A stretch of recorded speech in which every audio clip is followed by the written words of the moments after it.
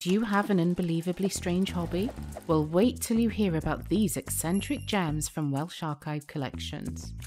First up, the four-time Prime Minister of Great Britain, William Ewart Gladstone. His stress-busting hobby of choice? Tree chopping on his Haldon estate.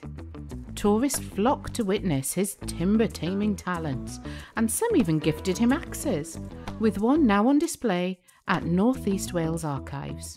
I wonder what other strange hobbies our Prime Ministers have had.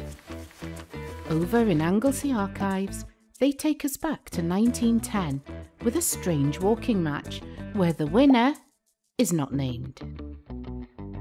And here's a comical sweet display outside Beehive at Showrodins in Llangefni in 1896.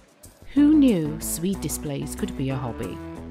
Down south in Swansea University Archives, they have footage of a hilarious 1970 three-legged pub crawl, all for the Students' Union charity Rag Week. Who knows, it might have become a hobby for some.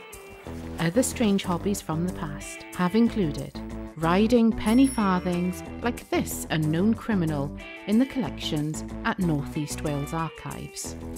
What was he doing with a penny farthing? Surely it can't have been his getaway vehicle. Swimming has always been a popular hobby too. But could you imagine swimming in a woolly swimsuit like these ladies? What other strange hobbies could you uncover from history at your local archive service?